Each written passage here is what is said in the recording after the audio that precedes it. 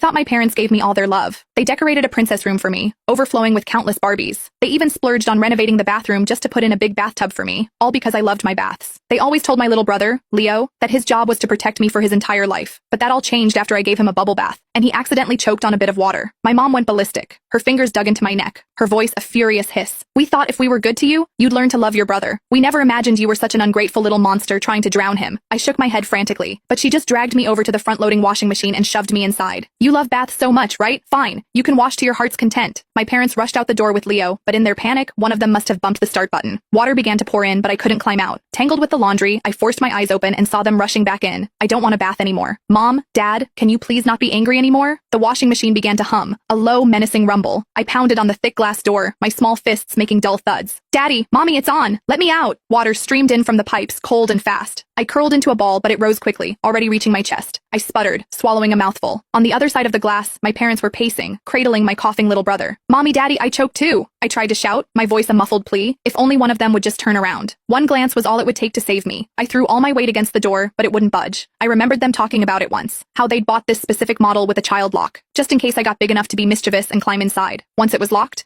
for good. The drum began to twitch, then slowly turn. The icy touch of the metal walls pressed against my skin. Suddenly the whole world jolted and then began to spin. An irresistible force threw me up, slammed me down, and threw me up again. My body crashed against the hard drum with a sickening thud. I tried to scream for help, but the moment I opened my mouth, soapy, sweet-smelling water flooded my mouth and nose. Dad, Mom, dizziness washed over me, a crushing weight on my chest. I fought to keep my eyes open, desperate for one last look at them. I saw them, a blur of motion, hastily pulling on their jackets. I am so disappointed in Penny, my mom's voice cut through the roar. If she'd do this to her brother while we're right here, who knows what she does in private? She needs to learn a real lesson this time. What do we do, honey? Dad sounded panicked. Leo's been coughing forever, his face is turning red. The hospital. We're going to the hospital now. The machine's first spin cycle paused. The suffocating water slowly drained away, but my relief was short-lived as a new gush began to pour in. Terrified, I used every last bit of my strength to bang on the glass. Daddy, Mommy, please save me. Penny can't hold on. My mom, who was putting on her shoes, froze. She walked towards me. Mommy, help me, I whimpered, a flicker of hope igniting in my chest. I knew it. She was just trying to scare me. I'd never ever hurt Leo again, not even by accident. She reached out a hand, but not for the door handle. She stood a few feet away, her face a mask of disappointment as she pointed a finger at me. You still don't think you're wrong, do you? Trying to break the machine to show me you're angry? Penny, your brother is 2 years old.